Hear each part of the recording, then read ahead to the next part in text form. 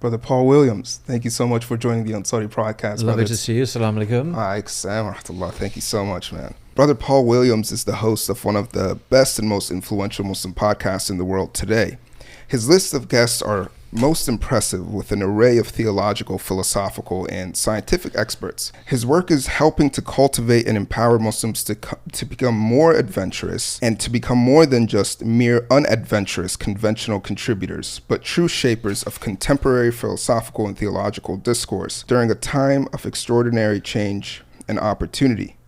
And for that, Brother Paul, we thank you and welcome you to the Ansari Podcast. I'm very happy to be here. Thank you very much for inviting me to your place in Texas. It's awesome having you. One of the things that I find, you've spoken about this a lot, but I would really like to look at a Islamic lens, or just honestly your findings on near-death experience, and are we getting the full picture? I just want to give you one example of some research as a way into this subject. So I'm not going to address the broad themes, because I want to show you some remarkable research that's been done, or share with you, that you can access now on YouTube. Now I'm looking now on my iPhone. I took a screenshot of it earlier. This is research done by academics at the University of Connecticut here in the US, in a peer-reviewed academic article. And the article is entitled "Near-Death and Out-of-Body Experiences in the Blind: A Study of Apparent Eyeless Vision." So the authors were Professor Kenneth Ring, who's a professor at the university, and Sharon Cooper at the University of Connecticut. You can get this online. I googled it earlier today. What's the fuss about this? Okay, so these researchers looked at cases where people who had been born blind, so they've never seen in their lives. They grow up and they have a so-called near-death experience. So they're clinically dead, and they have an out-of-body experience. That's what they claim. That's what these individuals who have this experience claim. So I'm born blind. I have a car crash, terrible car crash. Virtually dead or dead. The brain stop. Heart stop beating. I suddenly find myself outside of my body, looking down on the scene. Or in the hospital, and I can see what's going on, I can hear what's going on, and I'm obviously revived because I'm reporting on, I don't die forever. And I make these claims. Well, I saw this happen, I saw that happen, I heard this happen. And a lot of these stories have been fact-checked. They've been independently checked.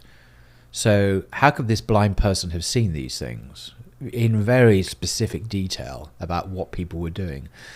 So this academic study looks at these claims, or these personal testimonies, in a lot of detail, because a lot of research has been done in this subject.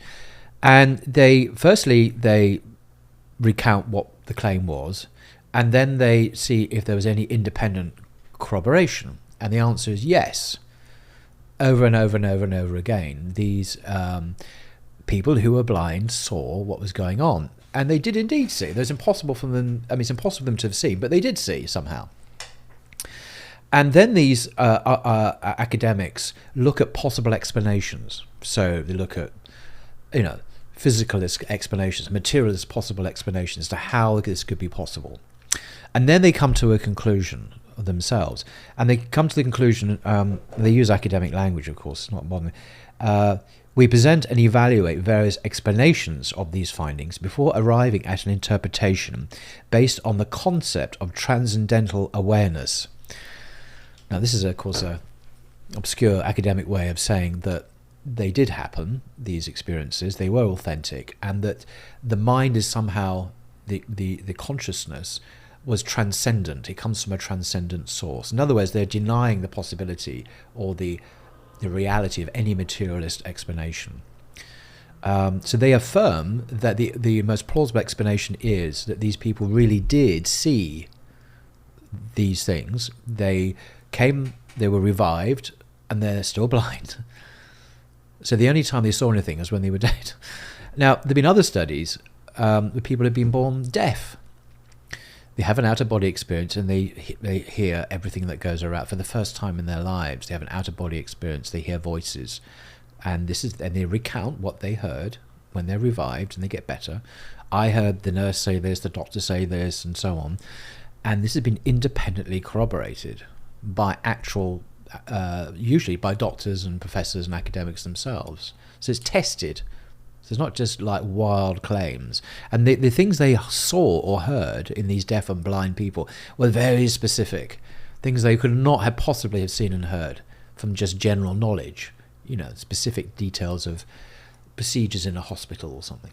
And you're saying that these doctors would then validate and be like, I actually did say this. I actually did do this. Yeah, it's validated. So there's a lot of research now that suggests that this phenomena, these out-of-body experiences, are real. They are objectively real. I mean, they're not just a product of a dying brain that has these kind of extraordinary visionary experiences. And these hypotheses of visionary experiences and biochemical have been tested to see if they actually do explain this phenomena. And they don't explain this phenomena. So you're left with mystery. You're left with this kind of very... why does this matter? And what's this got to do with Islam? Well, I think it matters for two reasons. One is the standard paradigm in the West, I understand, is a materialist understanding of the human being. So ultimately, consciousness is a product of the brain, is an epiphenomenal byproduct of our brains working.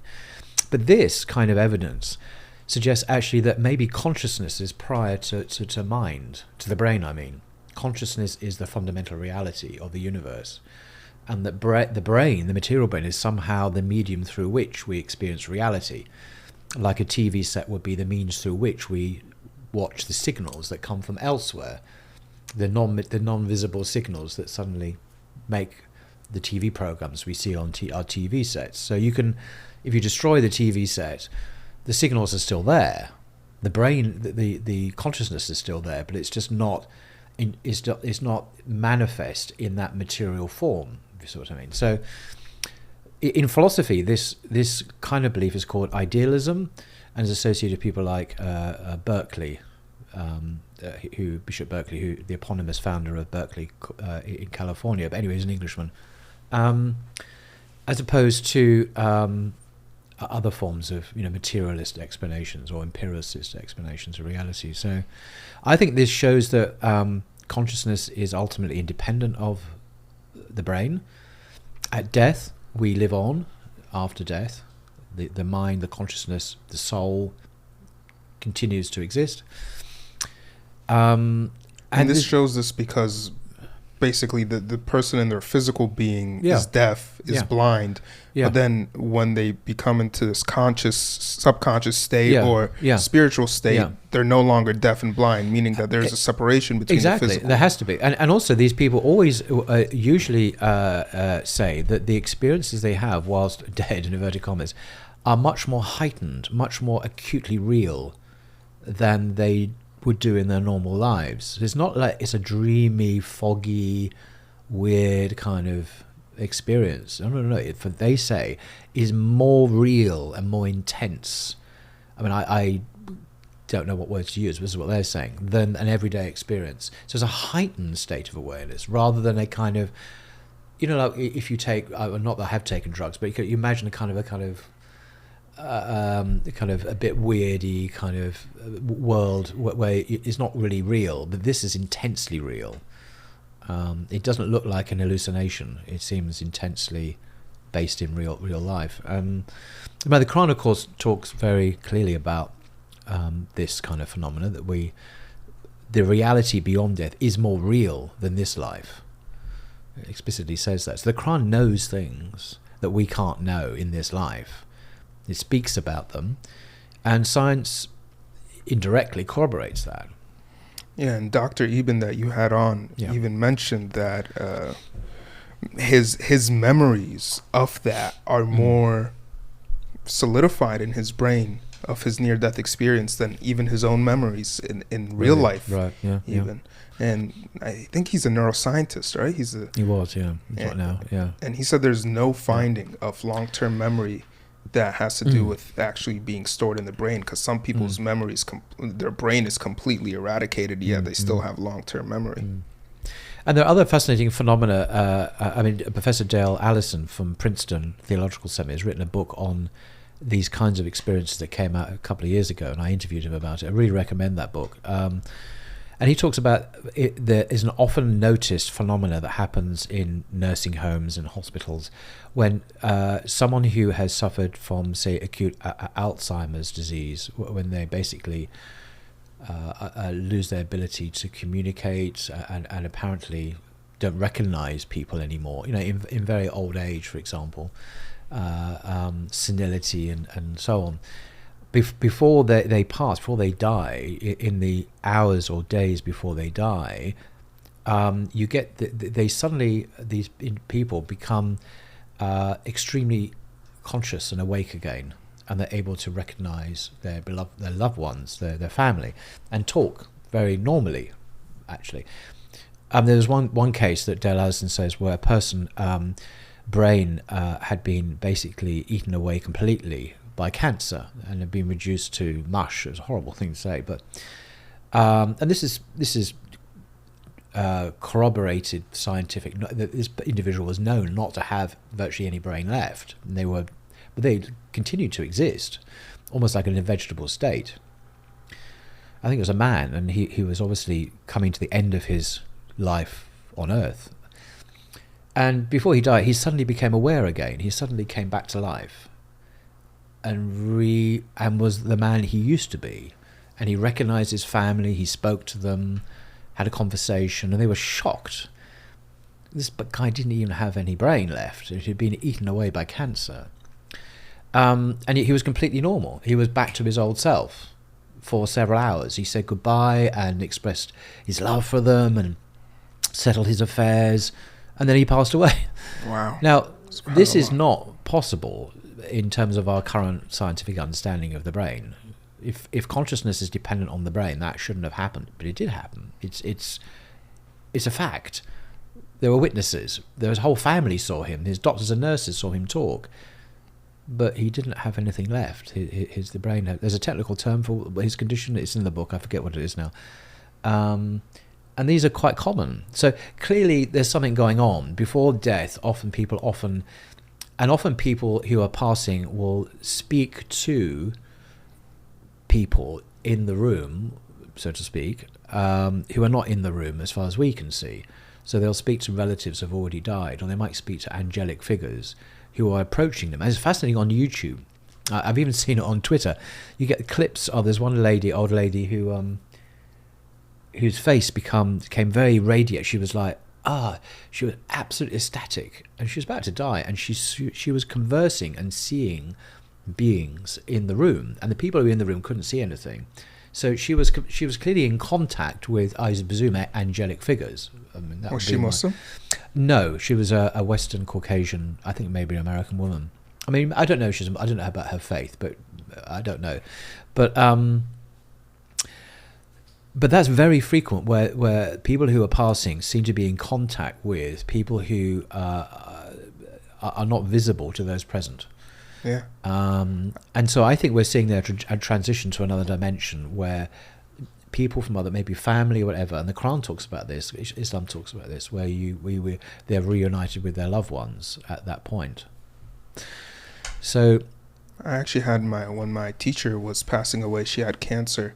When we were in the hospital, she had a very similar experience. Really? Yeah, she started saying they're here. Really? We're like, who? And she started saying the angels and saying how they filled the room. She actually died that night. Yeah, very common. It's a very common, and this was known about in our popular culture in our societies until the beginning of basically the 19th century and the medicalization of death, where we removed it from people who died at home usually, and then now we pass away in hospitals, surrounded by technology and nurses and whatnot, and these experiences were basically forgotten about or ignored completely, because how do you process this stuff medically? It's just doesn't fit within our paradigm of material causality. But now it's beginning to come back again, this awareness of these experiences, because so many people are reporting them in old people's homes and hospitals, and the people are writing about them. There's been, in the last 20 years, there's been a huge increase in actual academic research into these areas. There's now a massive research being done on it. And these phenomena are taken really seriously. They're not being dismissed. Well, some people are dismissing them, but not in an arrogant. They're simply saying, "Well, we will find an explanation for it one day." Well, I mean, please. And what we're speaking about right now is lucidity before death. Lucidity before death, exactly. And that's different than out-of-body experiences. Out-of-body experiences, near-death experiences. Absolutely. So we're talking about lucidity at death, and we're talking about apparent angelic or predeceased people encountering the person who's passing, and we're talking about out-of-body experiences, which are not the same as near-death experiences. Oh, okay. Because sometimes in violent incidents in life, people have them anyway. They're not dying, but they have. And we're talking about NDEs as well. Yeah. So there are multiple, and there are other things as well. There are other phenomena. So all these rich, different kinds of experiences are happening, and they're being documented, and some of them are being independently corroborated as well as real, and they are real. They're not imaginary. They're not hallucinations. Yeah, and I find what I find so fascinating about this is that the research done on lucidity before death that you've spoken about seems to show this incredible awareness of both the spiritual realm and the physical realm, and understanding of where you're going. And in the Quran, and at least in the Islamic tradition, not the Quran, sorry, there's this understanding that there's a time period before death where you can no longer become Muslim. Right. And that's actually why the Pharaoh, his shahada didn't count. Right. Is because it almost seems, and this is just my little theory, is that if you've entered the lucidity before death, this heightened conscious awareness, you're just not allowed to become Muslim anymore. You've seen too much. It's too late. There's also, going back to the NDE, one of the near-death experiences, NDE.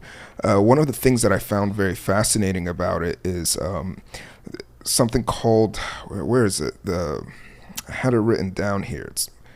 It's the life review. Oh yeah. What's your take on the life review? I don't know, but people in an NDE state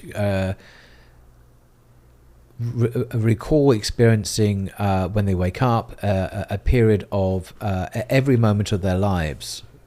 They become aware of it, and that they're with a spiritual being who accompanies them through this experience. I'm not saying this is the day of judgment, and I think I'd be wrong to say that, but it is a life review, but it's through everything that they've ever done, and they literally see it and witness it. And the effect, and what I find very interesting, is the effect that their actions have had on other people, and they become aware of other people's responses to that behavior.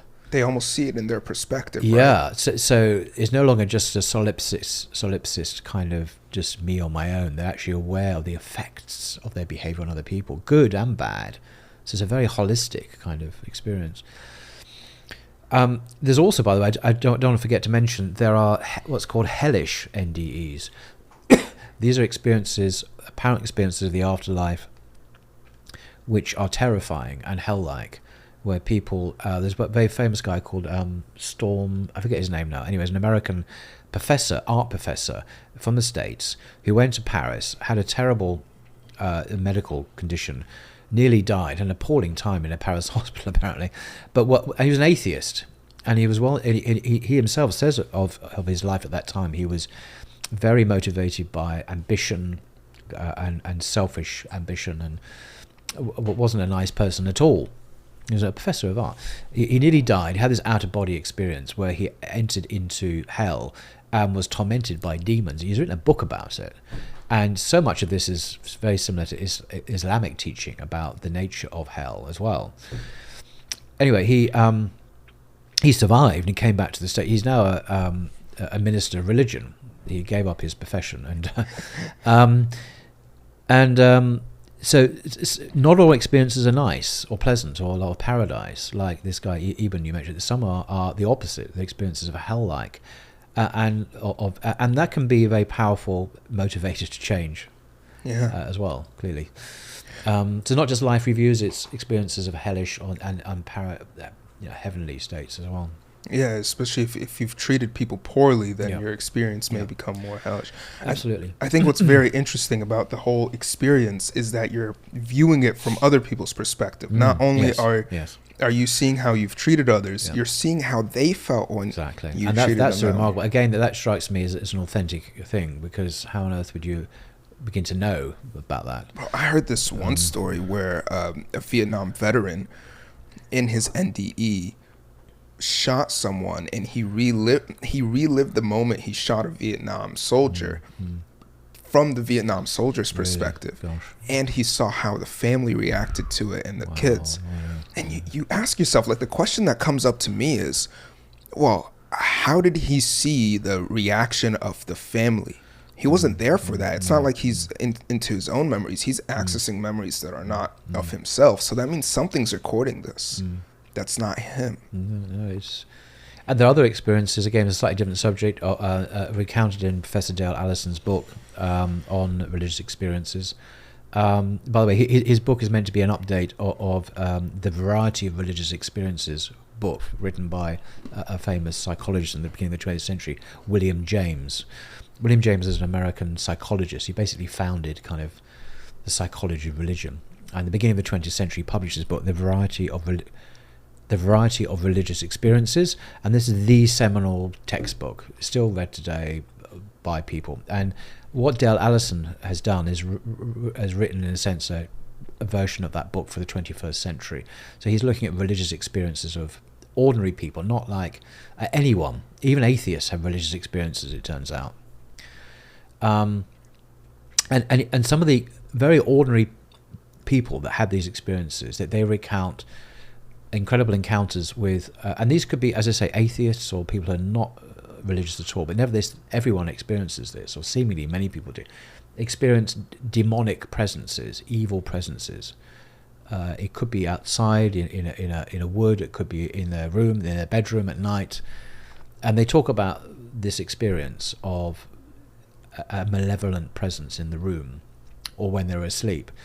Others speak about experiences of angels or angelic figures. Often they are Christianized in their retelling, but if you actually look at how they describe them, they're not specifically Christian. They are, and that's very, very common amongst millions and millions of people who feel that they have been guided by an angel was present, or the angel rescued them from a disaster, or whatever. So these things, even though we say in the West Christianity is declining, which it is, it does not mean that religiosity or these experiences are not around. They're kind of coming from below rather than above in terms of institutional religion. People are just spontaneously having these experiences.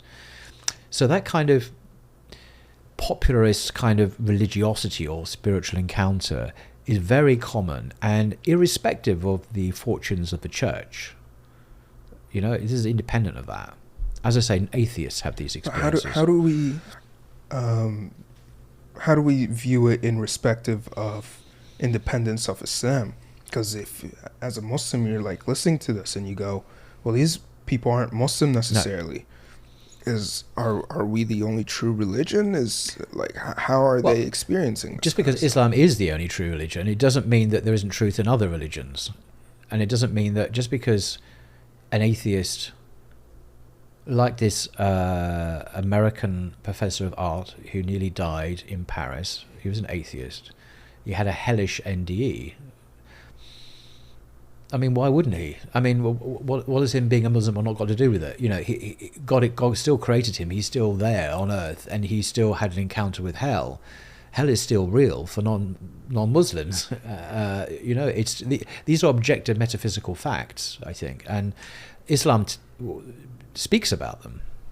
Yeah, the way I make sense of it, like, for example, the non-Muslim lady that saw angels, one of the ways by the way, I don't know if she's Muslim or not. I actually don't know. All I saw was an elderly lady who was utterly transfixed by and communicating with beings in the room, or when I say in the room, I mean that assumes they were located within a room. I mean they were just in her vision. In front of her. Yeah.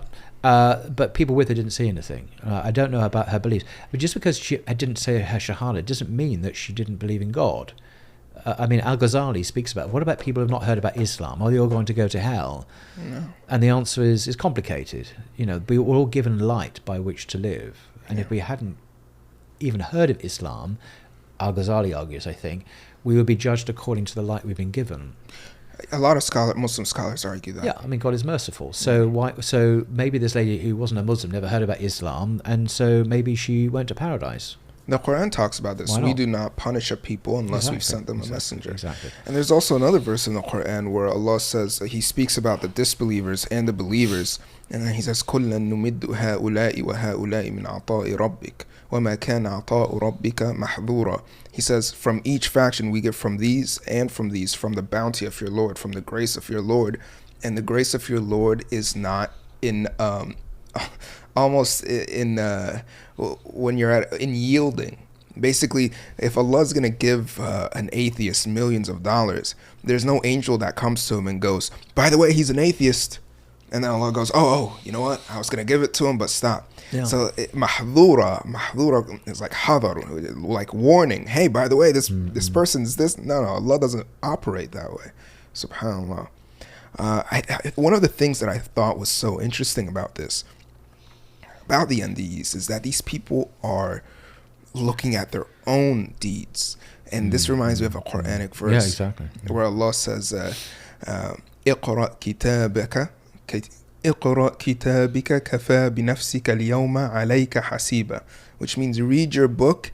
You today are sufficient enough as a prosecutor and that is very like the dictator. Experiences people have, actually, because they don't have someone, they're not recounting people, someone breathing down their neck telling them how wrong they were or about their evil deeds. No, they witness it for themselves, and they judge. The judgment is there implicit in that experience.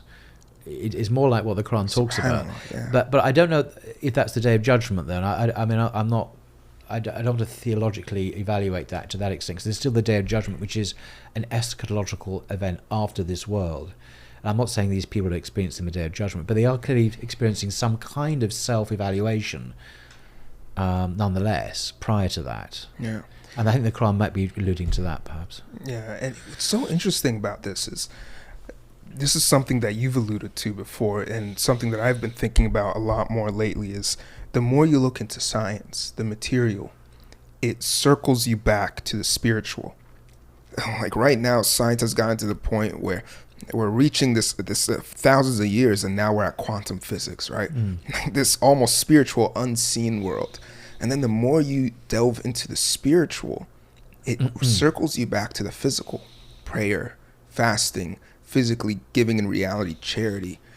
It's so interesting how people look at these two subjects as if they're separate. Yet if you delve deeply into both, they lead to each other. Yeah, many scientists would say, whatever their dogmatic beliefs, that there is a mystery to the universe. The universe itself is mysterious. The laws of physics themselves, though we take them for granted, are mysterious. I mean, why are they even there? I mean, why do they bother to continue to exist? How did they come about in such an exquisitely fine-tuned form? And these are mysteries. Even the nature of life, where did life come from? The existence of life, no one knows. We don't know. Consciousness is another mystery, really. You get some people sometimes who claim they understand consciousness, but they don't. They're not really explaining consciousness as we understand it. They're reducing it to these kind of very elementary material forms. But the richness of human consciousness is still a mystery, and so on and so on. So science is about, in one way looking at it, is an exploration of the mystery of the universe. I don't mean in some kind of airy-fairy way, but there is a sense of there's a lot more going on than we know, and there's a lot that we don't know.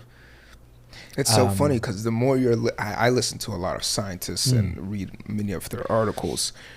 The more higher level you get in science, the more they start sounding like spiritual gurus almost. Yeah. There's a mystery at the heart of things, and science is about exploring that mystery, but it's exploring it in a particular way with a particular methodology. It's not designed or intended to give a complete explanation of all of existence as existence, or ontology as ontology. It's looking at things that only science can only look at certain things in certain ways, usually empirically. So it can't really talk about the nature of meaning or the nature of morality or the nature of the divine, or all these things are way outside of its own. You know, it has to keep to its lane. There are other lanes. There has to be this jurisdictional kind of limitation, and that's often not accepted by people like Richard Dawkins, who thinks that science is competent in every field, but it's not. It's only within its own particular domain that it's competent, and there are other domains, theology, metaphysics, morality, the meaning of life, etc., etc. So the science can't, there's no point in asking a physicist what's the meaning of life, because he's involved in looking at the laws of physics, and that's not to do with meaning, it's to do with what we can empirically observe. Yeah. So they must keep to their lane. Some scientists don't keep to their lane and transgress into other lanes, and that's called scientism, and that's an ideology. It's not science. It's a man-made belief, that, or positivism as it's sometimes called. You've actually talked a lot about spiritual experiences you've had that had led you to Islam, or just simply led you to belief in God in general, but you never mentioned what they were. Are you comfortable sharing what those spiritual experiences were? How does one communicate spiritual experiences? It's words. We've all had spiritual experiences. I've had spiritual experiences as a Christian, or before I was a Christian. But I don't. I've learnt not to base my understanding of truth on experiences, because I've done this exercise. If you Google, if you do a search online for the religious experiences of different adherents of other religions, say Mormons or Hindus or Christians or Jews or whatever, I mean, like Mormons, you'll find some amazing testimonies about, I saw the angel Moroni appear in the room, my bedroom, and he said this to me, or he made me feel this way. Okay. You're going to get these amazing experiences in all sorts of religions. What does it prove? They cancel each other out ultimately, because the claims they make about, say, God can't all be true. So a Trinitarian, say a Christian has had an amazing spiritual experience. Well, the Trinity is true. Okay, so you believe God is three persons and one being, etc. But you'll get an Orthodox Jew have an experience of God, which is monotheistic, or not, but assuming it is. You have a Muslim who might have an experience of God, which is very monotheistic. So how are we to judge truth based on these divergent, contradictory experiences of God? You can't do it, and that's just God. I mean, you're going to get radical, liberal, LGBT, Presbyterian Christians who will tell you that God has created transgender and wants to bless trans or whatever. I mean, because they've had this experience. Or, people will talk like that. I mean, what does it prove? It doesn't prove anything. So I think ultimately we have to follow the Quran's method, which is to use our intellect to reflect and think, and rather than just base our lives on experiences, because they can be very subjective and misleading, I think. I'm not saying all religious experiences are misleading. I'm just saying because of the multiplicity of them, we can't use them for grounding our truth. Yeah, a grand measurement, right? Yeah, I mean, a lot of religious experiences are real, yeah.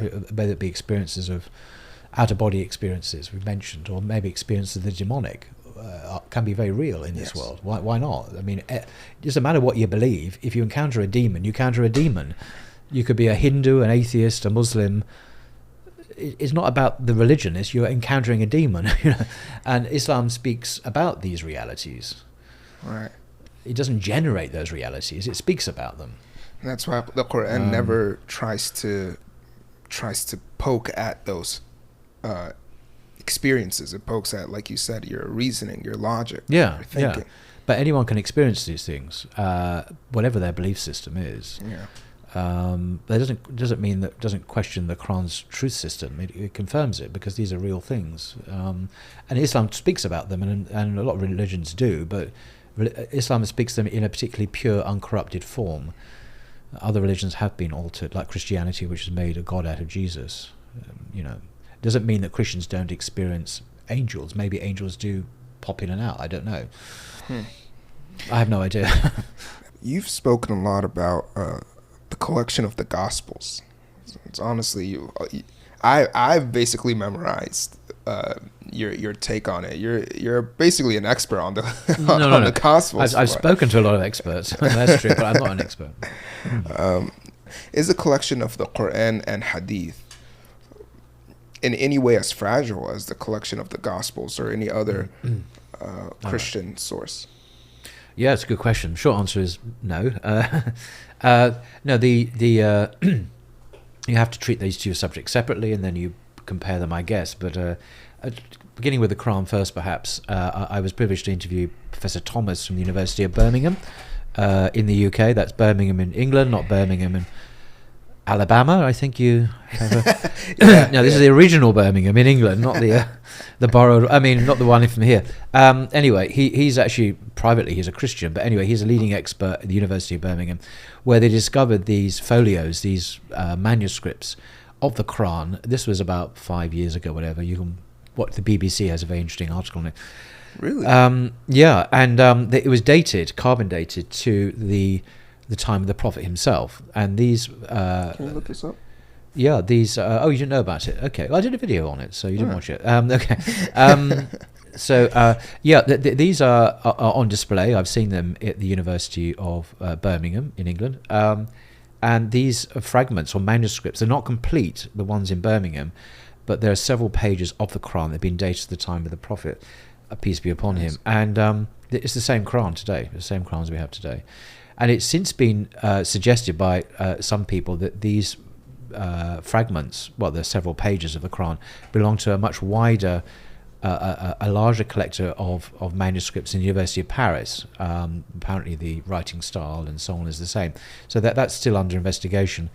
But what this tells us is that the Quran we have today, and this is the majority view in the West of academics, though one or two people disagree, but the majority view in the West is the Quran we have today is the same Quran that the Muslims had at the time of the Prophet and the Sahaba. So it's not been changed. And we knew that anyway as Muslims because it's primarily an oral recitation and it was massively transmitted anyway, mutawatir, through hundreds of thousands of people, during the time of the Sahaba. So it's impossible to change it. How would you have a vast international conspiracy to all agree on any changes? But now we've actually got manuscript evidence that's been dated, which confirms that. And in the West, we prefer material evidence rather than oral evidence. But anyway, now, so the view is obviously the Muslim view, and the majority Western view is that Islam has preserved its scriptures intact from the beginning, and this is like people have moved on from this subject. It's not something we talk about anymore because it's a done deal. There are Christian polemicists who disagree with that, and they will find excuses as to why we can't. Oh, maybe the carbon dating wasn't accurate. Oh, okay, whatever. But this has not convinced most people, most academics at all. With the Bible, it's very different. A very, very different story, unfortunately. So the four Gospels, Matthew, Mark, Luke, and John, are four of a number of Gospels that circulated in the early church. We had the Gospel of Peter, the Gospel of Mary, the Gospel of Jude, lots and lots of Gospels, and other letters as well, attributed to the apostles. And different Christian groups, whether they be the Jewish Christian groups called the Ebionites, or the Christian Gnostics, or the Marcionites, and so on, had different Gospels. The Jewish Christians had their own so-called Ebionite gospel, which is similar to the Gospel of Matthew, but written in Hebrew. And that was their gospel. And so it presented a Jesus who's quite different from what modern American Christians believe. But the four Gospels we have now were ultimately, over centuries, accepted as the only four Gospels that were to be believed in. But we now know, and this again is the overwhelming consensus of academics, most of whom are Christians, of course, because the Christians are attracted to studying the Bible academically. The Gospels are not they're not written by eyewitnesses. They're not written by Matthew, Mark, Luke, or John. They are written by unknown people in the second generation. We don't know who they were, where they wrote, when they wrote. It's guesswork. But it's very likely they were written towards the end of the first century by highly educated Greek-speaking Christians. And from internal evidence, we can guess maybe what they were like, but we don't know who they were. We can't say, oh, this guy Matthew, his disciple of Jesus, and he wrote this. No one thinks that now, outside of fundamentalist Bible seminaries in Dallas, perhaps. But I'm talking about Oxford, Cambridge, Yale, Harvard, Sorbonne, University of Berlin, all the standard academic centres in the world. No one believes that, because the evidence isn't there. There's no evidence at all. There's no that they are written by eyewitnesses. So on the contrary, there are reasons why they're not. So you're left thinking there's no isnad. So Muslims care a lot about isnad, when it comes to hadith, What's isnad? Well, because there are a lot of forged hadiths, fake hadiths, but we've always known this. Muslims have always known this. So we had early on people like Bukhari and Muslim, and before them, of course, Ibn Malik, who wrote the first great collection, I think, of hadiths in Al-Muwatta in Medina, which Bukhari draws on much later. This is the sense that we must have authentic hadiths. We must trace the transmission of these reports through reliable people, reliable transmission, change the transmission, the isnad. And so this was done very early on in a very sophisticated way, anticipating a lot of Western scholarship on the Bible, really, in terms of checking sources, reliability, and so on. These tools were developed much later in the West as well for the Bible. So we have a lot of authentic hadiths, and they're called collections of Bukhari and Muslim and the other collections. But there's a lot of fakes. But the problem is with the Bible, we have fakes that have been discovered in the Bible now.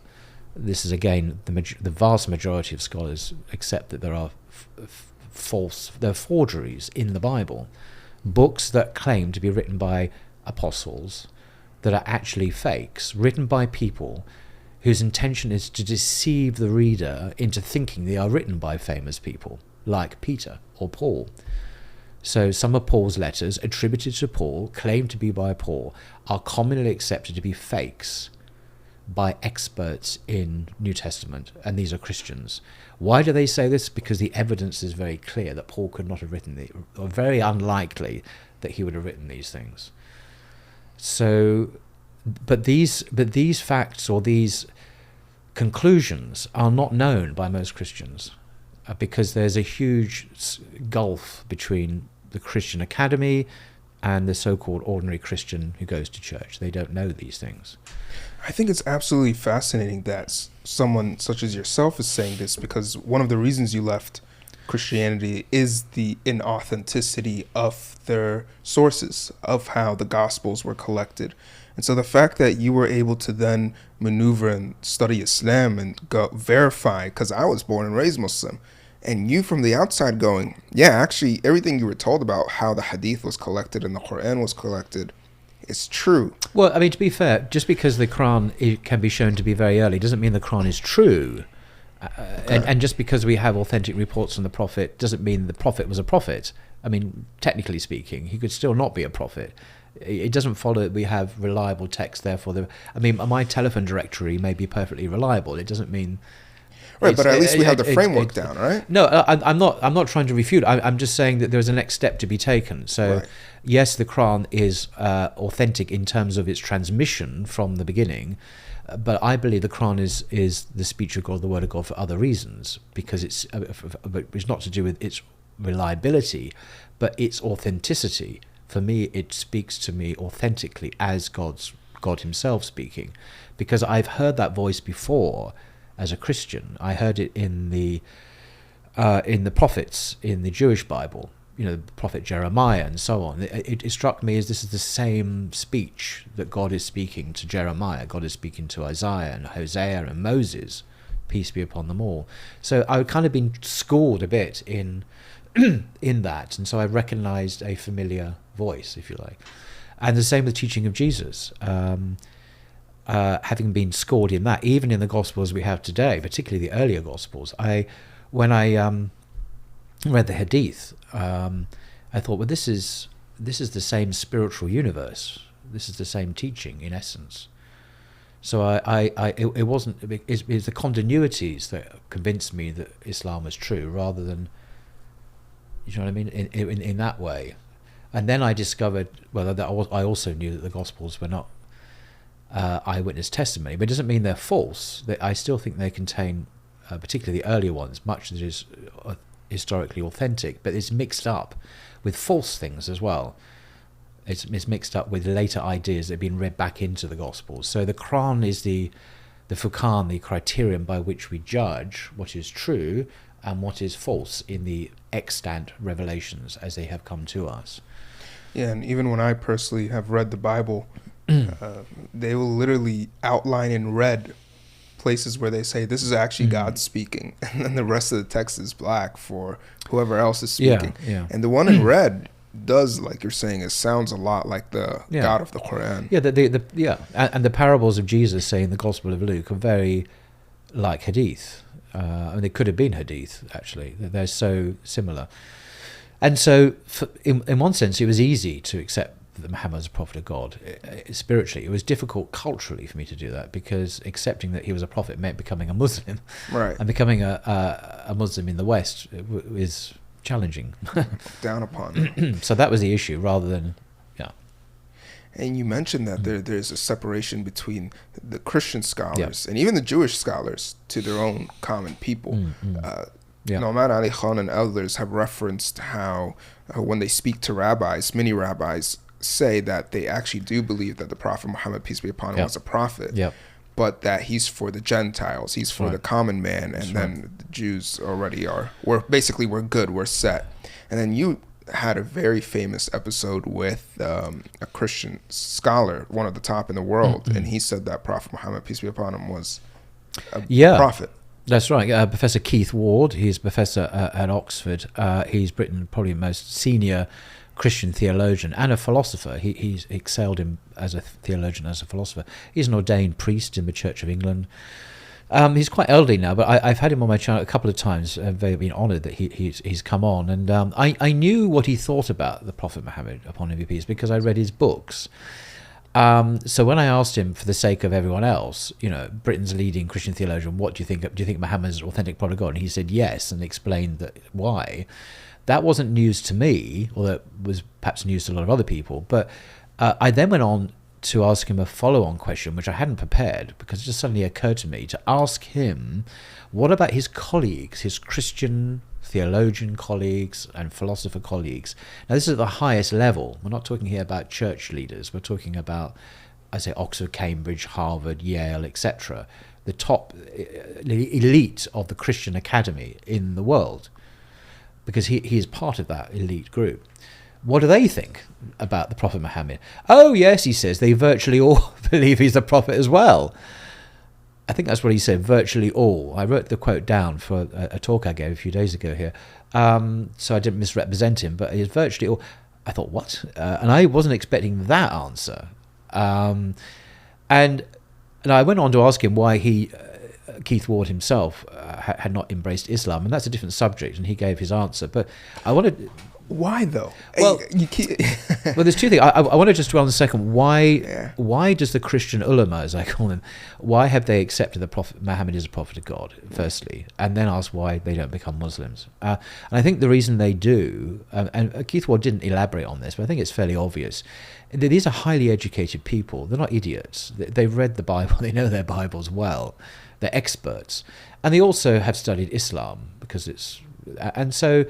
If you've got to know Moses of the Bible, if you've got to know the prophets, and you believe that God has sent prophets, and then you come across another prophet from the same region of the world who teaches the same message, who is clearly an extraordinary human being, what's not to accept? Why would you not accept that he's a prophet? Yeah, I mean, it's a no-brainer, really. So I think they've just seen the obvious and said, yeah, well, God clearly inspired him too, because it's the same message. Why would you accept Moses and not Muhammad? Peace be upon them both. They're pretty much the same. The Quran even suggests that they are very similar. So I think that's why. Now, the average Christian, of course, is often not average, but many Christians who are not scholars don't know that. They don't know anything about Islam, and they don't really know about their Bibles. Most Christians have not read their Bibles from cover to cover, by the way. They've not, I mean, everything. They've not gone from Genesis to Revelation. I would say 90% of Christians have not read their Bibles. It's a good exercise to do, actually, if you're interested. Very revealing. You wouldn't believe what's in that book. Anyway, but why don't these people become Muslim? These scholars? Because, well, Keith Ward gave an answer which immediately struck me, as I've heard this before in the Quran. He said, well,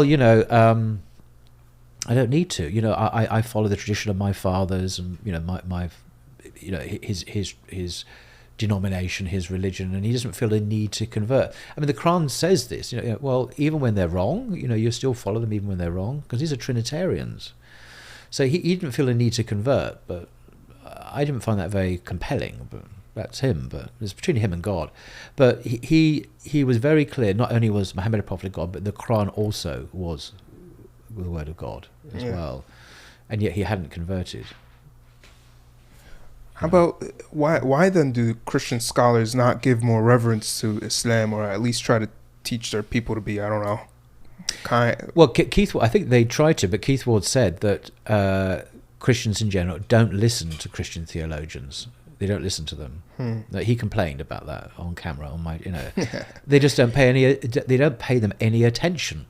Yeah, they just ignore them. I mean, they find them boring, I think, is what it is. Well, maybe, but if I was to ask the average Christian in the street to name a Christian scholar, I'm pretty sure they wouldn't be able to name a single one. I get this at Speaker's Corner all the time. I say, your scholars say this, this, and this. And they say, no, they don't. And I say, okay, well, can you name me a single scholar that agrees with you? And they never do. They don't know anything about the scholars. They just simply have no idea. So I can reel off a list of their scholars from eminent universities and say, they've said this, they've said this, they've said this.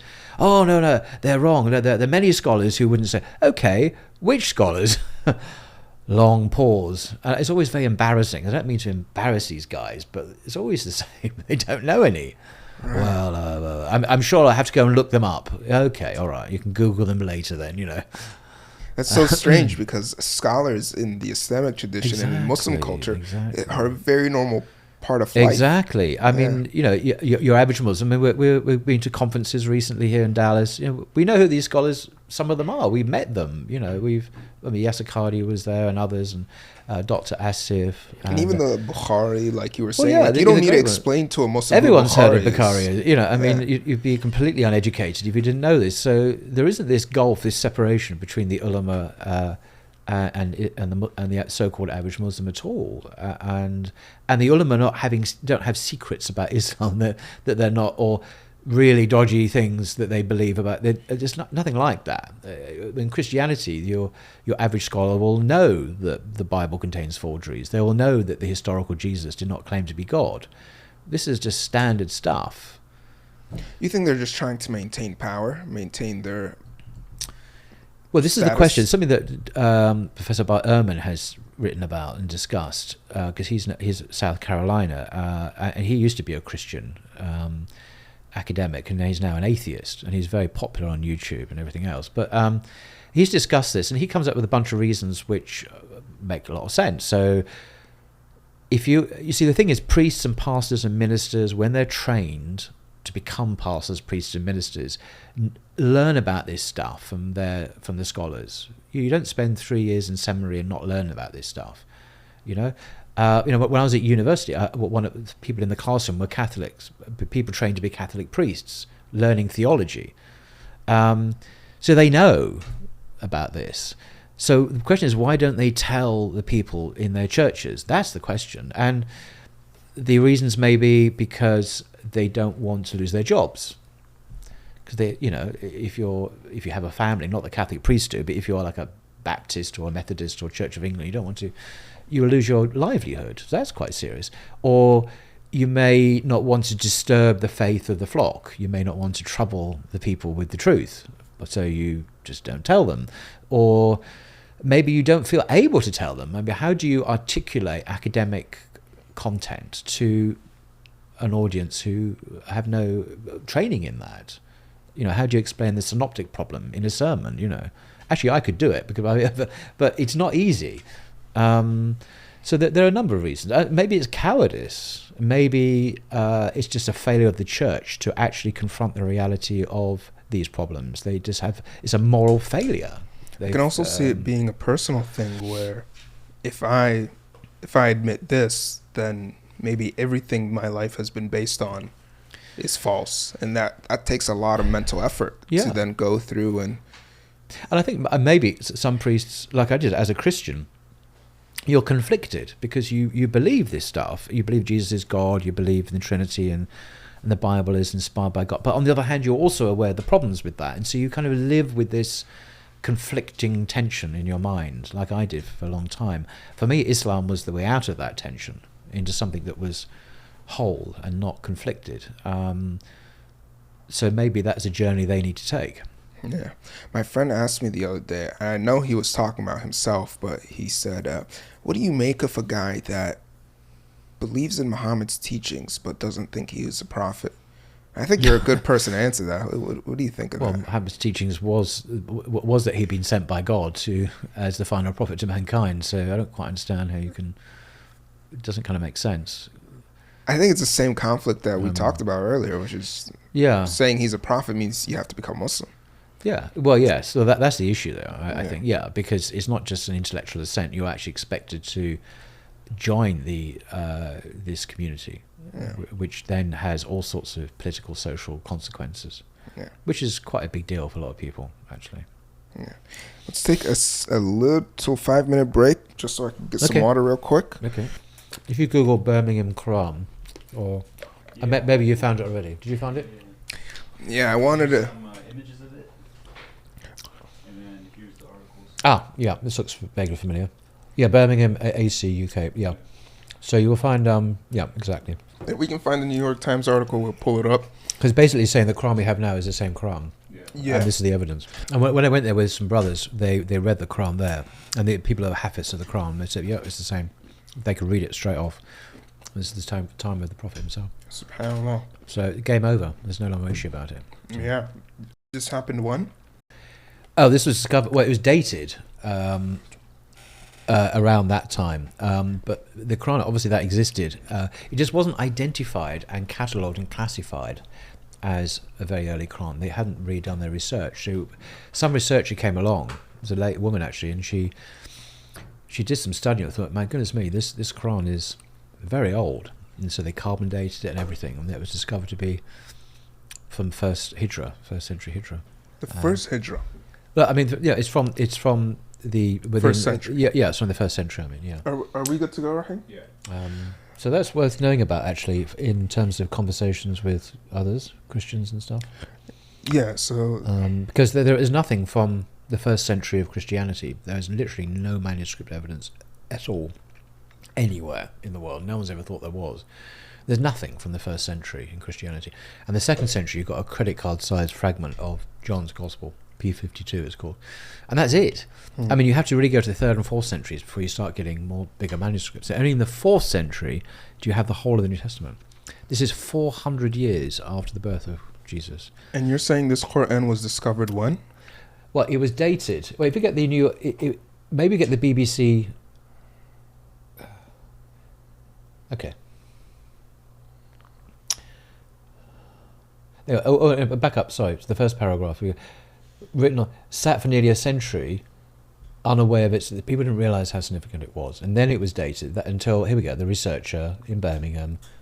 There you are, there's the story. Wow. So they found this Quran and it's dated to the 1st century after the Prophet, peace be upon him. It's dated at the time of the Prophet himself. At the time of the Prophet himself. Sorry, if you scroll up again, sorry. This is the guy I interviewed. He's a professor at University of Birmingham. He's actually a Christian. We were bowled over, startled, says Professor of Islam University. And if you scroll up again. 1,370 years old. And Islam is 14... There we are. 1400. Tests done by Oxford Radiocarbon Accelerator Unit indicate a probability of more than 94% that the parchment dated from. So that's the age range, or the date range. Wow. Rahim, can you pull up this Quran? Yeah. This is what it looks like? If you could click on that one, the BBC one, actually. I prefer the BBC article because it's... And so this basically ends all conversation about the authenticity of the Quran, right? I think so. There are some scholars who don't think that's the end of the subject, but a small minority. You always find a minority in any subject who question it, because you get some people like Jay Smith. You may not. I don't know if you've heard of him. He's an American. I'm very embarrassed to say he's an American. Anyway, he's a missionary, anti-Muslim missionary. He's been around for years, and he says this proves, because of the date range, that the Quran was written before the lifetime of the Prophet Muhammad. Because the date range is actually before, it starts before his birth, because carbon dating is not a precise science. You have a range of possible dates. So he thinks this proves that the Quran wasn't has nothing to do with Muhammad. It came from before him. Because technically you could argue that, because, hey, you have this So, you know what I mean? You can argue it if you want to argue it, but it's a very stupid argument, because the Quran mentions Muhammad by name. I mean, in 4 places, I think. I mean, come on. And it comments on his life. It comments on his life. So you'd have to say all this was made up, and Muhammad had nothing to do with this, and he argues like that. And I'm thinking, well, okay, you could argue that, but it's very silly. You can't even argue. I mean, people do. That's what I'm saying. People do. People argue that, well, with respect, we didn't go to the moon, or that the Earth is flat. People argue all sorts of silly things. It's possible, theory, but really unlikely. Right. So we're not dealing with, if you want to argue, if you want to go down that path, then you can argue anything, really. Wow. The Earth is flat and everything else, if you want to argue that. Interesting, man. So you have to go to that level of silliness, really, in my view. And you said that you went with a group of Huffaz brothers that went and confirmed this. It's not far from where we live. Yeah, that's right. No, they read it. You can see it. You can take pictures of it. You see it on here. I mean, it's not. It's well known. It's exhibited, and this has been known for 8-9 years now publicly. So there we have Muslims, obviously, reading it for themselves. Incredible. And lots of people, millions have read it now. I mean, you can see it for yourself. If you read Arabic, you can read it for yourself, and you can say this is the Quran. This is the part of the folio. Another argument is that, these are just a handful of pages. So what about the rest of the Quran? Maybe all the rest of the Quran's different. Oh, we're recording? Yeah. I didn't realise. And, I mean, come on. We've got, many scholars think that this is actually part of a larger Quran at the University of Paris. So, because of the same writing style. There's still work being done on that. And I'm not quite clear about the relationship between the Birmingham and the Paris, University of Paris text. But, it's hard to think that, okay, we've got these handful of several pages of Quran that are completely authentic in Birmingham, but the rest of the Quran, that would have been different from our modern Quran. I mean, it's unlikely. Right. Incredible. So this is the earliest finding of the earliest Quran in the world that we know of, yeah. Earliest Quran in the world. Yeah. But it's a written Quran. Millions of Muslims have the Quran in their hearts, and it's the same Quran. So this is a Western, not a fetish, but is this, we want the physical object. Well, it's a recitation. So it's primarily oral, isn't it? Right. And that's been preserved. Right. But it's still pretty cool to find this. Oh yeah, so it confirms in a material way what we already knew in other ways. It's not the only way we confirm the authenticity of the Quran. And you said it's just a way. They found this in 2015. Well, as the article says, it was not really investigated. They had the text for a long time, but they hadn't actually analysed it and properly classified it. And when they did, the researcher discovered that it was that early. So it's been sitting on our bookshelves for years, but no one properly looked at it. SubhanAllah, this is incredible. Yeah, it's the world's oldest. Yeah. Anyway, you can Google it. There's lots of information on it. The world's oldest Quran. Well, physical Quran, and it's a fragment. By a fragment, I mean it's just several pages. So it's not the whole Quran. But I did an interview with Dr. Sidki, who's the executive director of the International Quranic Association. He's an American scholar. And he told me on a Blogging Theology broadcast that we have, if you look at other manuscripts, also not complete Qurans, we have, I think, over 99% of the Quran in written form from the 1st century now. Wow. The lifetime of the Sahaba, yeah.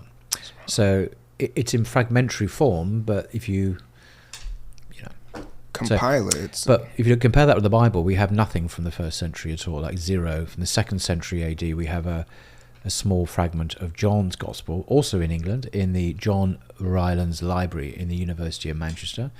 There's a small credit card sized fragment of John written on both sides. That's the earliest Bible we have in the world, and it's the size of a credit card. You have to go to the 4th century before you get complete New Testaments. The 4th century. Remember, Jesus was born in the 1st century. So you have hundreds of years. And we don't have originals at all. We only have copies of copies of copies of copies of copies of copies of copies.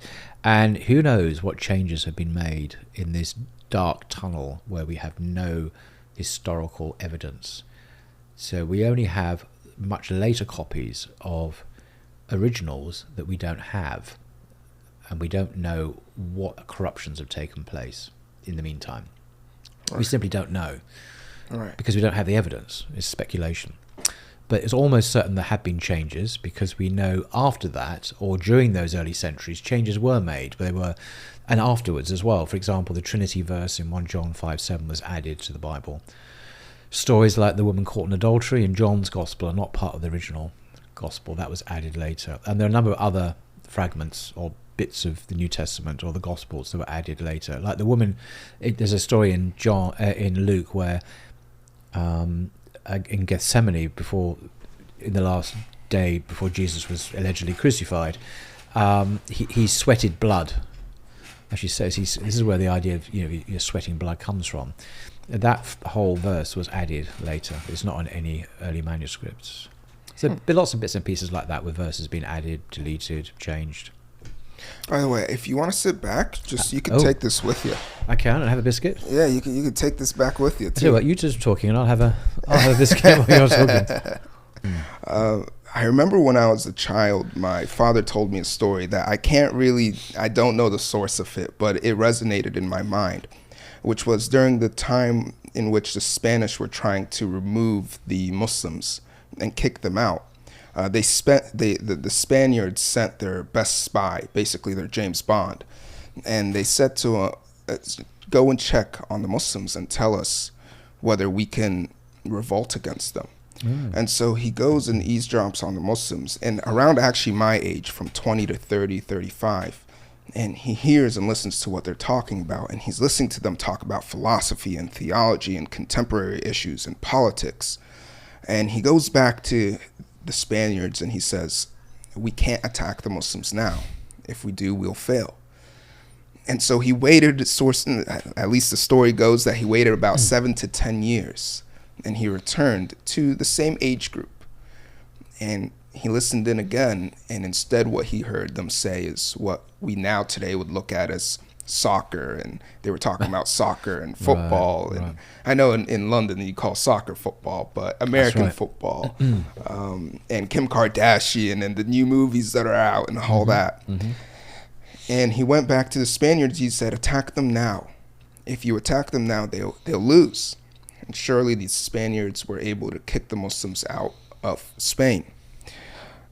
In your opinion, are Muslims on the brink of a golden age, a renaissance period? And are we seeing a rise of intellectual and academic prowess in the Muslim world? Gosh, that's a huge question. I can only speak about the small patch that I have a little bit of familiarity with, say, in the UK and in Europe.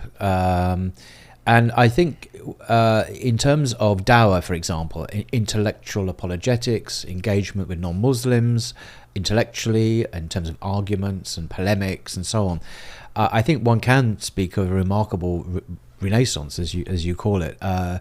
I mean, I haven't been a Muslim that long, just 10, 12 years, but even I've seen in that short time an incredible advance in intellectual depth and sophistication, and with leading thinkers and activists, say in Britain, the names are very well known. So Hamza Zortzes, for example, who founded the Sapience Institute.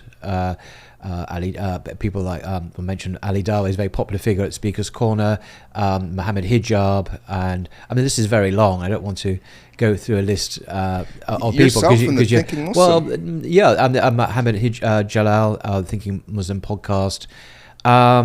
And a lot of us work independently. It's not like we're part of the same group. We just, obviously we know each other, but I'm just really impressed with the depth of engagement. So dealing with so-called problem issues, or confronting atheism, or confronting secular liberalism in its various manifestations like LGBT and so on.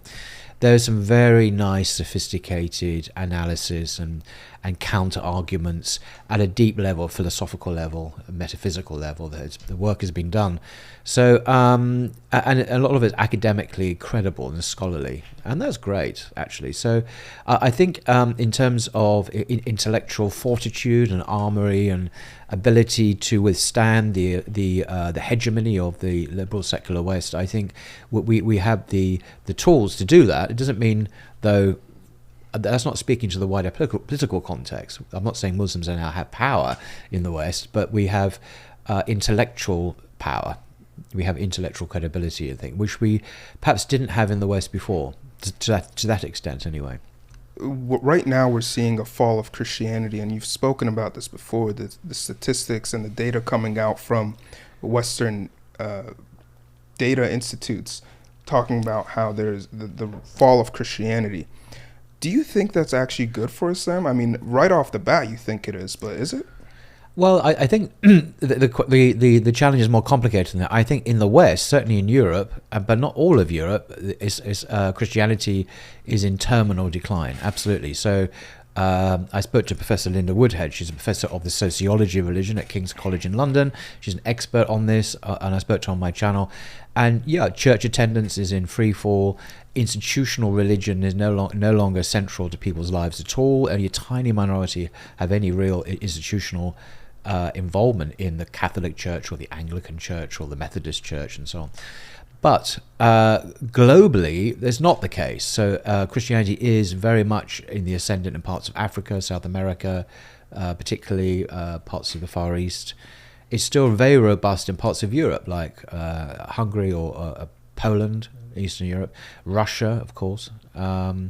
But it is in the decline in Western Europe and in the United States, I'm told. Perhaps not as steep a decline, but there is a retreat, I think, of the Christian faith from the public square in terms of its impact. But I'm not going to speak to your situation here. But so I think it's complicated, and we can't generalize from the European experience. Around the world there is strong Christian presence. But Islam is much stronger, though, in terms of its numbers and political and social presence globally. It's the fastest growing religion in the world, and so it will outstrip Christianity in a matter of years, really, before maybe by the middle of the century. It's interesting that the places and regions you've listed are also actually more welcoming to Muslims than the liberal secular West can be sometimes. Even Russia, for example, that they don't usually insult Islam. No, but President Putin has made some very strong statements, and I've no reason to think he's not been sincere, condemning the assaults on Muslim believers intellectually and physically. So in a way, we don't really see so much in places like France or Germany, where this sort of thing happens with almost approval, or sometimes initiated by the state, attacks on Muslims. That's an interesting thought, because right as you were saying that, it completely switched my framework of thinking. I was like, wait, hold up. What we're facing in the West may be the fall of Christianity, and this is the hatred towards Muslims, rather than in true Christian countries, they don't have as much of a hatred towards Muslims, maybe. Well, I don't know. I've never been to Russia. I can't speak to it. But I think I think that's right. I think what Muslims are expected to do in the West, and I think this applies here, correct me if I'm wrong, certainly in Europe, is to follow the Christians in being secularized, in keeping our faith private, keeping it in the home. They don't want us to have a public space, a public presence, whether it be visibly with sisters wearing hijab or niqab, or Muslims wearing a beard, or even speaking in religious terms about public events, public issues like LGBT or whatever. This is very frowned upon in many places, even though these places extol freedom and liberty. They don't. They want us to become like the church, and that is to be secularized, and to turn into a kind of humanistic, philanthropic kind of social project where we help the poor and be nice to our neighbours and say spiritual nice things, and don't do anything more than that. But but Muslims, our DNA is not like that. Our faith is meant to be. It's a deen. It's not a religion. It's a deen in that widest sense of applying to all of life, because God owns and governs the universe. He's not. We can't confine our God to anything. I mean, He is the Lord. So it's absurd to think that we could privatize faith, despite what Europeans think. You saw that one interview with Richard Dawkins where he's the reason why the fall of Christianity occurred, because Christianity is much more susceptible to atheist thought than Islam ever will be or is. And he was saying they're like, so upset of what happened. And he's like, I'm culturally Christian. Dawkins is a bit of a maverick, and I mean, a lot of scientists are embarrassed by him because he's a scientist. Well, he's retired now. So, I mean, he's weaponized his atheism and given it a veneer of scientific truth. But he follows something called scientism. Is this ideology, a materialist ideology that twists science to a particular ideological agenda? And a lot of scientists don't like what he's. Even atheists have criticized him for the way he's distorted or misrepresented science, I should say. As if science somehow supports atheism, when in fact it doesn't. In fact, these atheists, many would say that it's neutral. It doesn't have. I don't really agree with that, but they would say it's neutral. I think science, in discovering and exploring the mysteries of the universe, is actually disclosing to us the handiwork of God.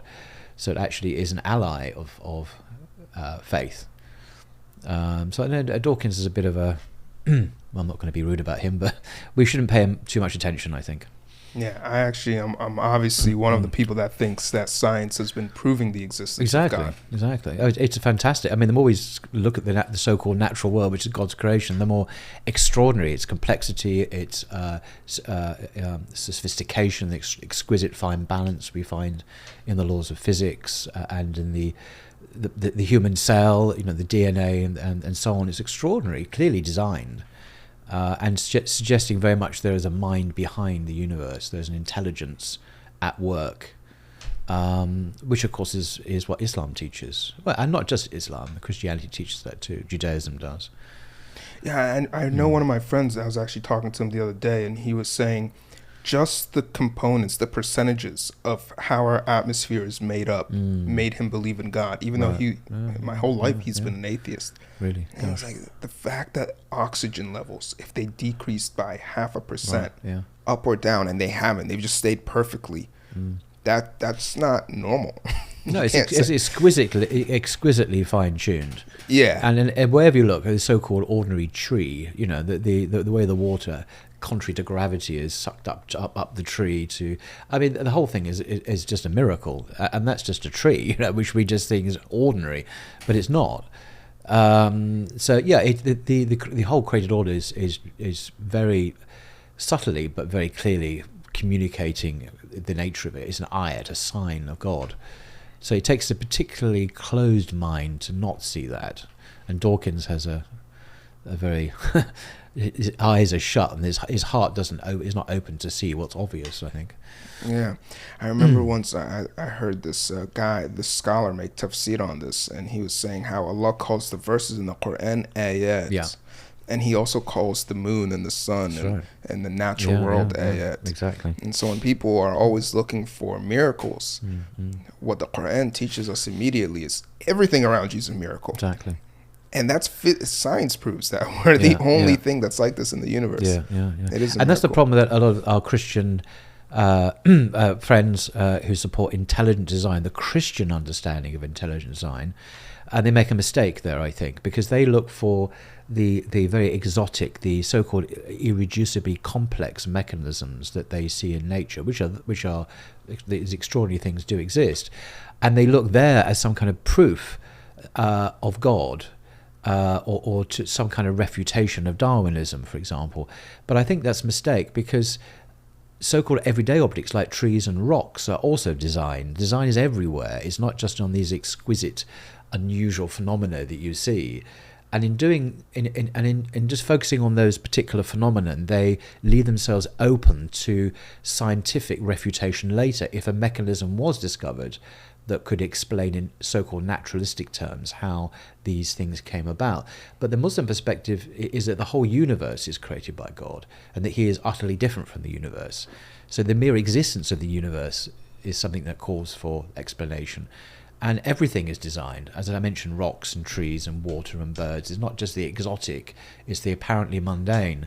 And so there is I think some Muslims have kind of hitched themselves with the Christian ID movement, but that's not really what the Quran says, I think. It speaks of everything being created, and you can see the signs of God in all things, even the apparently everyday things like, as I say, rocks and trees and grass. These are also miraculous, rather than these kind of really exotic things. Do you see what I mean? Yeah. And this actually, one of the theories that I have that I shared with you earlier, I firmly believe that the fate of America and Europe will be similar to that of the Mongols, where the Mongols entered the Middle East and completely demolished it. And then in a span of 100, 200 years, they themselves became Muslims. I actually think that that the people in the West will become Muslim and bring Islam back to the East. What do you think about that? Well, Islam has always been present in Europe. Actually, this is a common mistake that non-Muslims make. They think Muslims arrived 2 or 3 generations ago, and many, of course, did arrive. But you know, we've been present in Europe for nearly the whole 1,400 years. So, you know, we have an English king, King Offa, who died in 798 AD. Who produced a gold coin in England with the Shahada on it. King Offa. You can Google O-F-F-A, and it had Offa Rex on the coin. That means King. Rex is Latin for king. King Offa. And on the other side, it has in Arabic, the Shahada. So the question is, why did he create this coin? He was known to be a Christian. So I think this might have been for commercial reasons for business interactions with Islamic Spain, which of course was the superpower of the time in Europe. You know, Islamic Spain is famous for being a center of scientific development and culture and civilization. You know, it has street lighting and baths when the rest of Europe didn't have anything, and people certainly didn't have baths regularly. It was so. You know, that's the reality, and Islamic Spain was there for many centuries. And we have Bosnia. We mentioned Bosnia earlier. So Europe has had a Muslim presence for a very, very long time. But this is a new wave of Muslim immigrants, and because of the decline of the church and of Judaism as well in Europe, Islam is becoming the only presence of monotheism, of Tawheed, a belief in the one God in Europe, is the only religion witnessing to that fact and calling people to the faith of Abraham. Because there's nothing new about Islam. It's the old religion of mankind. It's the only religion doing that now. So if people want to have a spiritual path that is in accordance with their fitra, their natural disposition, not an artificial faith that requires belief in a God who died and then is immortal and rose again, and all these kind of bizarre ideas that some religions, you know, Islam is it conforms very much to our created disposition. Then Islam is the answer. So I think it will predominate, but by natural attraction, I think, rather than conquest. The Mongols, that's why I'm not comfortable with your metaphor. The Mongols conquered through violence. And I think Islam will permeate Europe through. Well, in this the sheer case, genius Europe is the Mongols. Oh, I see. Right, I misunderstood your metaphor. Yeah. Because it was actually just that the Mongols conquered the Muslim world and then by natural attraction became Muslim. Right. Yeah. Okay. Yeah. So I think that natural attraction will prevail, inshallah, eventually. But surely, I mean, you did a study on, or you had a video about was Shakespeare Muslim, a very interesting video. And one of the reasons why you couldn't definitively say so is because he lived in a time where it was Britain was definitely Christian and no other religion was allowed. That's right. So we are living do you think we live in a unique time of Muslim influence in Europe and population? Well, Muslims are the underdog in Europe. We have very little power, and when our representatives do acquire some political office, like in Britain, they often just throw away all their Islamic values. They're usually, not always, but usually silent on Palestine. They just accept the secular agenda on everything. So, which is a tragedy, really. But I think, as I say, one day I think we will be the only remaining monotheistic presence in Europe, and that will provide, and it is providing, an attraction already. We see what's happening in Gaza at the moment, where many people, Westerners, are reading the Quran for the first time. This is not a result of dawah. They're just wanting to read the Quran, and they're so impressed by the incredible faith and fortitude of the people of Gaza under genocide. That they haven't seen anything like it. There's nothing like this in the Christian churches, which is just bend over backwards to whatever the ruling ideology says. They conform to it, but Muslims are not doing this. They're resisting the occupation and the benefits of the Zionist liberal democracy. Right. And they're resisting it with their lives, and this is impressive. So what is making these people tick? And it's their faith, of course. So people want to know about it, and they're reading the Quran for themselves. Alhamdulillah. You saw I don't know what they call him. The Pope got in trouble for saying something derogatory about gays. Yeah, it's so weird that a Pope gets in trouble with, Yeah, that's interesting. Pope Francis is strange because he's famous for saying, who am I to judge about gays and so on. And if you read that comment in context, it's not quite so, incendiary as it sounds. But in private, he's actually quite traditional. Actually, he was telling these bishops in a private gathering, apparently, that they you can't ordain gays to the ministry. They can't become priests. That's just pretty, so much for who am I to judge? And then he used this word which I won't repeat, which is a derogatory term. So what's going on? I mean, who is Pope Francis? He seems to have this kind of friendly, pro whatever image, and yet the reality also is that he's a typical old kind of Italian guy who doesn't want them in the church and uses abusive language. Woo, who is so it's been a real eye opener for many liberals, I think, in the West about him. They kind of forced him into being. We had to back. Well, the Vatican backed down. Yeah, I think the press office quickly sent out. He doesn't really mean that. He loves everyone, but yeah, right. I don't know. The church is conflicted. It wants to appease the West, doesn't want to be in tension with the West, really, and yet it has its faith. But most of the time, I think it kind of wants to support the Western agenda, really. It's not. It hasn't been historically like this, has it?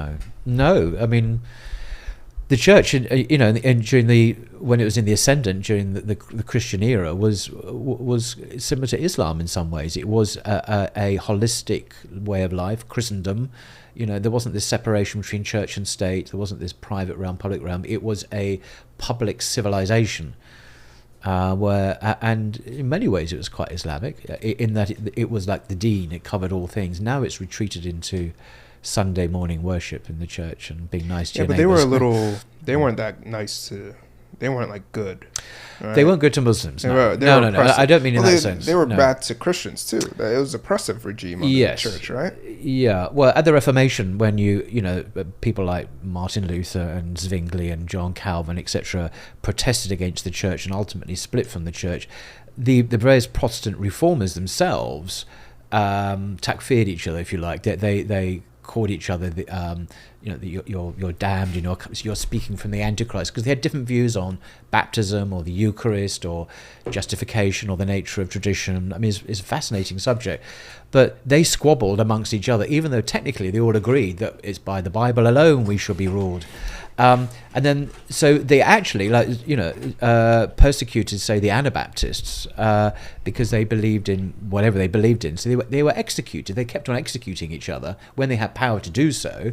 I mean, Calvin in Geneva famously executed Servetus, who was a Christian who did not believe in the Trinity. And John Calvin, who's hugely popular here in the States as a great Christian theologian, and yet he actually had someone burnt to death at on a stake for denying the Trinity. So, imagine if a Muslim had done that, just Google Michael Servetus, and you can read the horrible, horrible story. So these people were really, really, really intolerant, and the Catholic Church, of course, did the same with the Inquisition. But that wasn't the Muslim way. The Muslim way was much more, it's not that we tolerated heresy, in inverted commas, but we didn't have this need to persecute everyone all the time. There was an element of tolerance there within certain boundaries. And we also weren't selling coins telling people that it'll take them to heaven.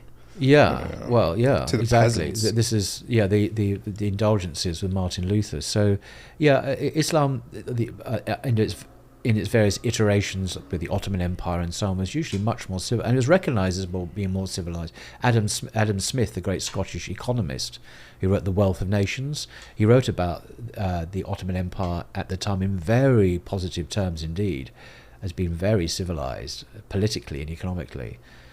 He didn't have to say that, right? But he saw it. That's why it seems unfair the way that the West cross-analyzes or compares the two civilizations, because it seems that you should compare medieval Europe to medieval Middle East and Golden Age Europe to Golden Middle East. But they do this intellectual dishonesty remarks where it's Golden Age Europe versus medieval Middle East. Because if you want to think about it, last 100 years, 200 years, you can argue that we've been in a medieval times in the Middle East, right? Where there's been sort of this political, intellectual, philosophical retardation that's happened since the fall of the Ottoman Empire. And I'm using the word retardation in a very specific way here. Don't you think that's a little unfair, the way that they... Well, the problem is the Middle East, like not just there, parts of Africa and so on, have been recovering from the effects of colonization from the West. So France's occupation of Algeria, which lasted a very long time. When the French occupied Muslim countries, were a bit different from the British, but the French really wanted to purge out Islam from the population. Whereas the British may have occupied the country, they didn't really care what you did as long as you remained occupied, but the French wanted to turn them into secular Frenchmen, and so they had to exterminate Islam basically, and they tried to do that in Algeria and other places. So when there was a horrible bloody war in the 20th century against the French, when the Algerians sought their independence, and they got it in the end after incredible bloodshed. But this is not conducive to producing Nobel Prize winners. I mean, you're fighting for your life. You're fighting for your country, your faith. You're not also building laboratories where that's not your agenda. So they were on the back foot because of this. And Algeria is just one example of many. Same with Egypt and many other countries. So, we're recovering. The Muslim world is recovering from a very prolonged period of economic and still cultural occupation. There's neo-colonialism now, where because of the hegemony of the West, the Muslim world is expected to, and will be punished if it doesn't, adopt certain attitudes and abandon certain key teachings of Islam, if it is to be part of the civilized world. So there's a Western supremacist agenda that's still very much operating. We saw this during the World Cup in Qatar, with the West's reaction to that Muslim country was very arrogant and white supremacist. and it continues, and you're not in a great place then if you're constantly being breathed down on your neck by a power that doesn't like you, and where you're economically subordinate to it. So this is a problem. Right. And I think if you compare us, the Middle East, not us, to Europe in its down periods, and the Middle East is doing actually much better if you compare the two at their downfalls. And I mean, many people in America probably think, as I did, that the Middle East is backward, it's not developed. It's not true. I mean, I was in Doha, which is the capital of Qatar, which is a very small country next to Saudi Arabia. I was there several months ago, and it's not a first world country, it's a first world plus country. It is more advanced than much of Europe. I mean, you've got to see it to believe it. The public transportation system is fantastic, it's clean, there's no graffiti, there's no crime. The civil society is very sophisticated. I visited academics at universities there, spoke to them about their ability to research freely and to access media resource. They have no restrictions. The hospitals everywhere. I mean, it's a very advanced country in terms of its infrastructure. And I'm not saying it's perfect. There are issues, but you've got to see it to believe it. And then I was told when I was there, there are other parts of the Middle East like this as well, And I, really? Okay. I'm not saying all the Middle East is like that, don't get me wrong, but a lot of it is. And it's now on a par with us here in the West. And some bits of it are more advanced than some bits of Europe, actually, in terms of the quality of life there. You've got to see it to believe it. And it's not really spoken about much. Now, yes, it's a lot to do with oil, of course, gas, fuels, literally, Qatar. But what they've done with this resource is amazing. They've dealt with it very intelligently. They've not just squandered it on whatever, casinos, whatever. They've actually built something amazing. Now, I'm not saying that politically, therefore, everything's hunky-dory. I don't want to give a naive impression. But if you visit there, it's impressive. These are first world countries. And they're not secular democracies. Excuse me, they're not secular democracies, and yet they're succeeding, and their citizens, as far as I could see, are very prosperous and happy. They're not toiling under oppression. In some places they might be, by the way. I'm not going to mention countries like Egypt. Oops, I just did. But these, it's complicated, but it's not all the same. I'm trying to say there are countries that are very advanced, and some are less advanced. Yeah, and I'm wondering if what we're seeing in the West, because it's so hard to...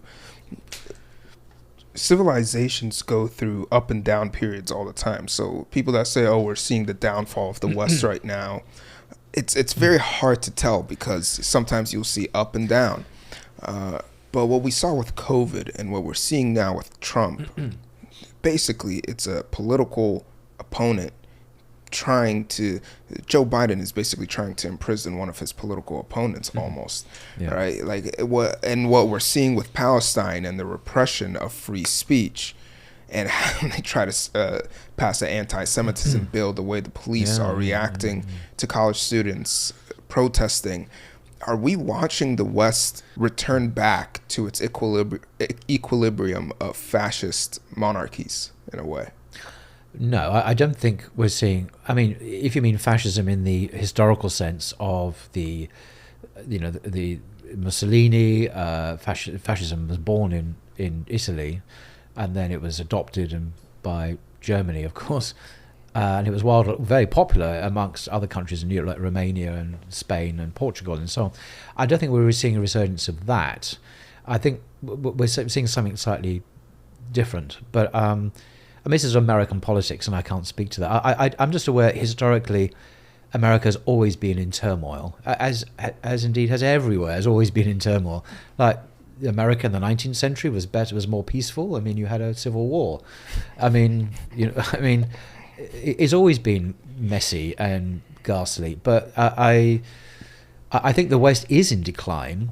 Absolutely, in some ways, and I don't necessarily mean economically. I mean, like spiritually and culturally, it has lost its purpose. And I know it tries to find one in opposing in finding opposition to the other. The other is Putin, or the other is China, or the other is whatever. But it doesn't seem to have its own internal reason for its own existence, really, anymore. Certainly not a religious existence. It used to have that, I think. So I think it's a lost soul, and the world sees that. And what it has now really is brutal power to impose its will. We see that with the funding of the Zionist entity in the Middle East, and the way that Democrats, liberals, progressive folk are happy to support a genocide. So it's a wake-up call that this language of liberalism has a fist within it which will crush you and destroy people. So this is a real wake-up call. The liberalism is not nice. It looks nice and sounds nice, but when it has, it will kill you if you oppose it. Literally will, and it will support the slaughter of men, women, and children. I mean, it's unbelievable. Well, it's not unbelievable. It's just the real world. So we can't trust it anymore. We can't say, liberals will be our friends. Well, maybe, but they may also kill you.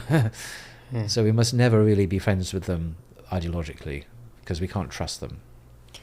I'm trying to, as you're speaking of this, I'm trying to recall an empire that has been hollow on the inside, but with brutal force on the outside. Roman Empire. Roman Empire, the Mongols again. Yeah. And they all end up the same, Muslim. I did this episode with Mustafa Briggs, and he was talking about that, how the Roman Empire became Muslim. I thought it was very interesting, his argument for that.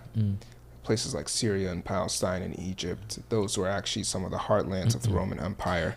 Yeah, because the people in the West think the Roman Empire ended in the 4th century when, I don't know, Italy and France and so on were overrun by the Visigoths. Well, actually, the empire continued in the East, and it became Christianized, and we call it Byzantine or Byzantium. But it was the Roman Empire still. It still had a Caesar, from Constantine onwards, and that existed until the 15th century. Right. And by that point, of course, it become part of the Muslim world. Muslim. Yeah. Yeah, that's very interesting. Right, yeah. I have this is I foretold this, that I would really enjoy talking to you, and so I'm so upset that we only have so much limited time. Yeah. Because I feel like I could talk to you all day, man. Inshallah. We're gonna get to the last part of the segment. Can we get cowboy hats? Okay. You down to do this? Yes. You offered me huge amounts of money to do this, and is there a right way to put it? No, you just put it on, do you? I'm gonna. Yeah. So I see. You basically you stuff it down, right? You stuff it down. Yeah. Okay. Yeah. Do I have to start speaking with an American accent now? I mean, can you? Do you know how to? I can say water rather than water, and I can say butter rather than butter. So I've learned 2 words of your language, but I haven't put them in a sentence yet. SubhanAllah, it's so interesting because you're speaking American English the way I would speak British English, which is just not at all. Like you can't even Okay. You're not even able to say water, are you? Water? Water. I had to, because in the hotel I'm in, I asked for butter and water, and they had butter and water, and they had no idea what I was talking about. And I realized I would starve to death unless I actually began to speak your language. So I was forced to learn to say these words in a way I don't normally speak them. Oh, I'm so glad you're here, man. I'm glad you're here in Texas. And to celebrate that, we got to make you wear a cowboy hat, Yeah, just don't show anyone this back home.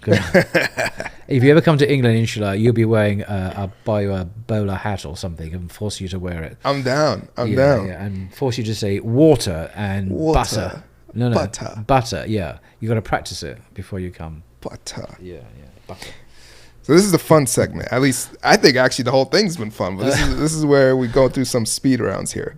If you had one superpower, what would it be? Gosh. Can we come back to that in 2 minutes? Okay. Give me another one, because I need to think about that one.